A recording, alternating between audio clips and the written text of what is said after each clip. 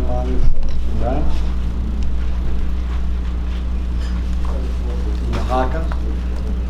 She's going to talk about cohomology point counting over finite field.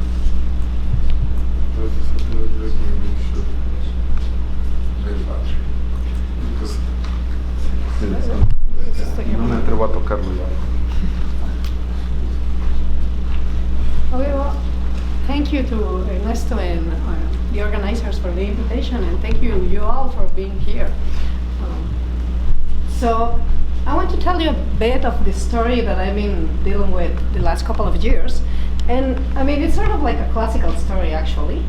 So I'm going to sort of talk about a formula that relates arithmetic side with topological side. More concretely, I want to talk about how to relate counts of polynomials over a finite field with cohomology of hyperplane complements. How to relate statistics or counts of maximal tori in classical Lie groups over a finite field with cohomology of flat varieties. And more on the side of the story that I come from, I want to sort of talk about a stability phenomenon that occurs in this side of the story that I'm calling representation stability. And I want to see how this formula relates and give me an asymptotic count over finite fields. So this is sort of what I'm going to be presenting is joint work with Jennifer Wilson and Jason Fulman. And sort of what I want to do today is talk about these classical formulas and how we can deal with them in this context. So to begin with, let me set a bit of the notation. So I'm going to use Wn to denote either the symmetric group or the hypertahedral group, the type A or the type B C cases. And you can think of this as like permutation matrices acting on Rn, or sign permutation matrices in the type BC. And so the spaces that I'm dealing with are the classical hyperplane complements of type A and type BC. So I'm just taking Cn and I'm removing the complexified reflection hyperplanes. So just to be more concrete, in the type A case, what I'm dealing with is actually the ordered configuration space of points in the plane. In the type B case, I'm just dealing with this Cn minus these hyperplanes that I'm describing here. And so I'm just using this uniform notation to refer to both of them at the same time. And notice that in both cases, I have a free action of the group. So I can take the quotient space. And again, I'm going to use this weird notation just to be uniform. So what is the quotient space in this case? Well, in this case, it's just another configurations of points in the plane. And in this case, I have the orbits look like this. And what I want to notice is that you can think of these configurations of points as a polynomial. So you can think of this quotient space as a space of polynomials. So for instance, look at these endpoints in the plane. They correspond to roots of a polynomial. So what are the characteristics of this polynomial? Well, this is just a monic degree n polynomial with coefficients in C. And it has the property that all the roots are distinct. It has no repeated roots. And in this context, I mean, I'm dealing again with polynomials with that description, and I have an additional condition, that is that I don't want the constant term to be 0. So I'm going to be dealing with this too, because this description is what gives me the connection with working over a finite field. For instance, classically, those are algebraic varieties. I'm actually thinking of the variety of monic polynomials of degree n. This is just an affine space. And I'm removing the polynomials where the discriminant is 0. And in the type B case, I'm also removing the ones that have constant term 0. And then what I'm doing is like taking k points where k is a field. So, and I'm dealing with the case when k is either fq or k is the complex numbers. So what are the k points of this? Well, these just are monic degree n polynomials with coefficients in k, with no repeated roots, and in type B case, I'm dealing with the ones that have non-constant term. So what is this formula that I was talking about? Well, I'm putting this in a simplified way using work of several people, but this is just basically a fixed point formula of Grothendieck Lefschetz. So, and let me try to explain what is indeed in here. So I'm taking a class function of my group. You can think of the symmetric group. It simplifies what's going on. And so what is in this side, in the arithmetic side, is the following. So I'm looking at the Frobenius action on the set of polynomials with coefficients in the algebraic closure of the field. And I'm noticing that the fixed points of this action corresponds to polynomials with coefficients in my field. And then notice that if I take one of these fixed points, so I'm taking a point here, Frobenius fixes this action, but Frobenius permutes the roots of the polynomial. So I'm considering the corresponding permutation. It could be a sign permutation in the type B case. And this is well defined up to conjugacy, so it makes sense to define what is the value of my class function in that polynomial by defining what is the value of the class function in that permutation. So what I have in this side is a sum over all polynomials with coefficients in FQ in the description that I gave you before. And what is the value here? Well, is given by this. And so what is in the other side of the formula? Well, this is like weighted sum. And what is this notation stands for? So this is just the standard inner product in the set of the space of class functions of my group. And so here I have a class function that I begin with. This one here is the cohomology of the hyperplane complement. And notice that it comes equipped with an action, because the space originally came equipped with an action. So this is a representation of my group. And here I'm abusing notation. What I mean by this is, I want to take the character of this representation. And I'm taking the inner product of those two. So if you think of this as the character of a representation, what this number is giving me is sort of the multiplicity of this representation in this one. So I can think of this as putting here sort of multiplicities of the representation that corresponds to the characters here. And let me just give you an example, and also it clarifies a bit what my title stands for. So let's look at what happens with the trivial representation. So take the class function that gives you 1 for all elements in the group. So what is going to appear in the arithmetic side? Well, remember, I wanted to sum over all polynomials the value of the class function. Well, the value is 1, always 1. So what I'm doing here is just counting the points. I'm just telling you how many polynomials I have. And what happens in the other side of the equation? Well, I need to put a 1 here. The 1 corresponds to the trivial representation. So I'm telling you, I want to count the multiplicity of the trivial representation in this representation. And that corresponds precisely to the dimension of the cohomology of the quotient space. So this is, with my notation, this is the dimension of the degree k cohomology of the quotient space here. So I'm taking here the Betty numbers of these spaces here. So what I have in this side of my equation is just like a Poincare polynomial of this space, sort of like evaluated in this term.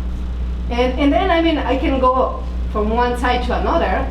Either I can try to compute in the topological side what are those Betty numbers and get the point counting over the finite fields, or I can count directly here and get topological information.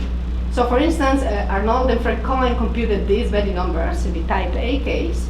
So these are just like the Betty numbers of the usual configuration space of another points in the plane, or the cohomology of the braid group that was mentioned in the previous talk. So the computation is that you just have 1 and 1 for degree 0 and degree 1, and then you have 0. And so if you put this in the formula, it translates to this answer. So if you count the polynomials with the description that I gave you before, it's going to give you that. And in the type BC, you can use computations by Rita and Lehrer. Also, you get the Betty numbers here, and then you can just put them in the formula and get the corresponding count here. Or classically, people just count in that side and recover topological information. Usually it works more like in that side of it. But then enters, what I'm interested in, the type of phenomena that occurs when you let the parameter n go to infinity. So, and what's the story there? I'm beginning with a sequence of representations, which is the case that I have there. If you take, for instance, the first cohomology of these spaces, each of those comes equipped with an action of the symmetric group, and I can think of all this sequence of representations. And there's a notion of representation stability. I'm not going to give you the formal definition, just the main idea behind that. So what is the idea? Is that when you look at the decomposition into irreducibles, remember the irreducibles of the symmetric group are indexed by partitions of n. I'm representing them by the Young diagrams here. This is like a typo, that shouldn't be here. But here I'm looking at how it looks, the decomposition of H1 of this hyperplane complement when the parameter is n. And what I want you to notice is that this description is sort of uniform. And I'm putting this in red because this indicates that as n increases, the only thing that I need to do in order to recover the corresponding irreducible is to increase the top row of the Young diagram. And so that's what I'm doing here. And if you see, this is always uniform. This one corresponds to the trivial representation. This is telling me for all n, I always have a trivial representation here. For all n, I always have a standard representation here. For all n, I always have the representation that corresponds to this. And as n increases, I'm just adding boxes on the top. And in the type B case, I have sort of this similar phenomena, just deal with the corresponding irreducibles here. They are indexed by double partitions. And here the rule is add a box in the top row of the first component of the partition, of the double partition. And again, you have the same phenomena. And it's a theorem by Lefschetz and Farb in the type A case and Wilson in the type B, C, and D cases, that these sequences here for all degree K cohomology satisfy representation stability, satisfy this phenomena here. And what I want to take as an outcome for the purposes of this talk is that as n increases, the multiplicities become constant. And another consequence that I have here, and well, before I move on, I guess, I mean, this is relevant with the setting that I have here because I told you that the ingredient that is appearing here are multiplicities. So I'm telling you, well, for these examples, the multiplicities are going to be constant as n goes to infinity. So it's sort of apparent that somehow I can try to take the parameter n, go to infinity, and see what happens here. And just another word about this type of phenomena. There's another key consequence relevant to the discussion here. You can take a specific type of class functions. The advantage of this is that I can take them over all the groups at once, and it makes sense. And so what is this notation stands for? These are the so-called Carter polynomials. These are just polynomials on the following class functions. I'm counting just the number of R cycles in one of the permutations. So if I'm in type A, forget about the positives, I'm just counting the number of R cycles in sigma. If I'm in type B and C, I need to count the number of positive cycles and the number of negative cycles. And here are some examples. If I take the character of the representations that I gave you before, the characters of the first cohomology, these are given by this Carter polynomial. If I take the character of this one in type BC, this is the corresponding Carter polynomial. And I guess something to notice about this is that independently of n, the value of this character only depends of cycles of length at most 2, and then I don't care. And a key consequence of this phenomena is that if I take this type of class functions, a Carter polynomial, and I take this inner product as before, this is going to be constant once n is large enough. So I want to go back to the picture that I gave you before. So we had this classical result where I had this information on the arithmetic side and this information on the sort of topological side. And what I'm telling you is that for this type of hyperplane complements, these inner products become constant once n is large enough. So the question is, what happens when n goes to infinity? Well, the answer is that you can take the limit. So this is just the same formula. I'm just taking the q to the n to the other side. And I'm just taking a Carter polynomial because the advantage of taking a Carter polynomial, remember, is that it's well defined for all n at once. So it makes sense to define this in the same way as I did before. And here, I'm taking a limit of this, which from representation stability, I know that it's going to be a constant. It's going to be well defined, and it's going to be sort of a stable multiplicity that is well defined. And there's something else to check. You need to check that this series actually converges and that the equality holds. So, and this is what we did in the type B and C case with Jennifer Wilson, and Churchill, Ellenberg, and Farb did the description in the type A case. So again, an example. So suppose that the character polynomial that you take is x1. So what is x1 doing? It counts the number of one cycle in your permutation. You can compute using formulas of Lehrer and Solomon what are these stable multiplicities. And then when you are computing this kind of quotient, what you are doing is counting, in the top here, you are counting the number of linear factors. This quantity here, x1 of f, counts the number of linear factors of the polynomial, and I'm summing over all the polynomials. Remember, here we're dealing with a field that is not algebraically closed. And then here I'm taking a quotient, so I'm actually computing an expected value. And with this setting, what I'm taking is like asymptotics of these kind of expected values. I'm taking the limit of this and saying it's going to be something like that, and this answer depends on the topological side, the stable multiplicities. And you can do sort of the similar story in the type BC case. And here you get a bit of more subtle information because you are counting the number of linear factors of this form. So it's telling you something about quadratic residues, when the roots are quadratic residues or not. And here you can also compute that with the setting. This is reflecting the information on the topological side here, and then you get a rational function in this that you can compute in this specific case. And I guess, I mentioned, and this was advertised in my abstract as well, you can sort of tell the similar story for stability of maximal tori statistics. So in this context, what we do is like consider T and Q. This is the sort of set of maximal tori in one of these groups that are stable under a Frobenius action. And then again, you take a Carter polynomial as the one that I defined before, and you have a similar formula where you can take limits, and it makes sense to take limits. It turns out that this one here, I'm describing this as the graded piece of the complex covariant algebra, but this is a classical result of Borel, that this is actually the cohomology of a flat variety in the corresponding type, in type C and type B. And you can prove, and this is a result of Wilson, that this limit exists. It satisfies representation stability as well.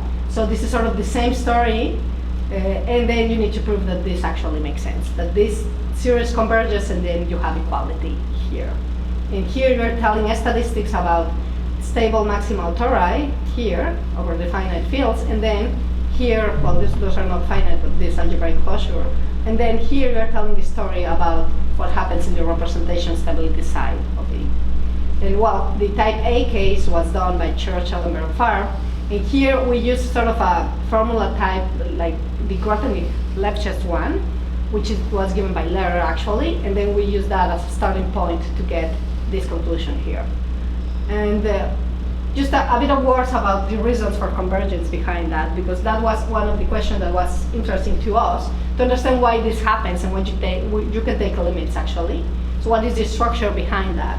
So one of the sort of answers, or something to notice, is that the cohomology rings of the topological spaces that we're considering have some additional structure. I'm not going to talk about what this means, but they are what we call finitely generated FIW algebras. And finite generation corresponds to representation stability somehow, but this is not enough to get convergence, and this is something that we observe. And in order to get convergence, you need the generators to live in degree at most 1. And this is the case for this setting. In this case, you can prove that the generators live in degree at most 1, and then this is going to give you convergence in general. But in the other example that I show you, there are no generators live in degree 2 or more. And then that is not going to give you convergence right away. You really need to look at the cohomology ring and the relations that you have there to get that statement there. And I don't know how I'm doing on time, but sort of what we keep doing in this story was that, again, we have two sides. Most of our focus at the beginning was on this side because we came from understanding what happens here. But then, there's the other side of the story that classically has been easier to understand, actually. And we came up with Jason Fulman and with techniques of enumerative combinatorics. He can compute actually these limits. For specific character polynomials, those, I'm not going to tell you which they are, but these are a basis for the character polynomials. And then for those specific character polynomials, you can get specific formulas. And the same happens in the type BC case. And what is the advantage of that? Well, the advantage is that you have like concrete formulas that you can sort of like, you have the representation that you want to understand, you put this in terms of the basis here, and then you have the concrete formula for the statistics that you care about. And as consequences, what we obtain is the following. If we set, for a given character polynomial, if we set this bi to be this limit, this sort of stable multiplicity, notice that this stable multiplicity is actually what I'm going to call a twisted stable Betty numbers. So what is this? Without taking the limit, this actually corresponds to the dimension of the cohomology of the space of maximal tori in S, P, 2, and C, with twisted coefficients, where here the twisting is given by the representation corresponding to P. And so this is somehow, and that's why I call them twisted Betty numbers. This is somehow a twisted Betty number, and I'm taking the stable one, the limit, and then putting together the result here with the one before, this one here. So what we did with Jason Fulman was to compute this side. And what we have in this side is basically the stable Betty numbers, twisted Betty numbers. So if you put them together, what you get is a generating function for stable Betty numbers. And you get that is a rational function. And moreover, you have a very specific form of the rational function, which gives you that you have a linear recurrence for stable Betty numbers. And you have that those are quasi-polynomials because of the form of the rational function. So again, I mean, we started with this sort of game going both sides, and at the end, we ended up getting more topological information about these twisted stable Betty numbers. And just to finish, I just wanted to illustrate this with an example. So you can take this as your like representation, the one that is going to twist your Betty numbers. And so you're taking C to the n with the action of the hyperoctahedral group by sign permutation matrices, and then you're taking sim2 of that. You can compute what is the character polynomial, and I didn't include here, but this is equal, you can put this in terms of the basis that I described before. And then beta I corresponds just to this limit of this dimension, this limit of these twisted Betty numbers. So those are the stable twisted Betty numbers when I'm twisting by this representation. And then the formula that we had before gives you the generating function. You can compute it explicitly, and then you can use that to compute the recurrence, and this is the quasi-polynomiality, that you are almost a polynomial, like sort of periodically. And this is sort of the story that I wanted to tell you, and most of this is still like on the archives if you want to take a look at this.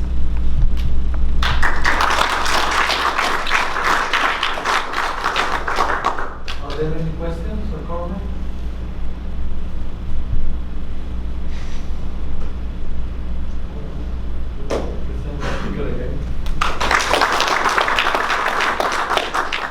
Remember that tomorrow we start at 8:30.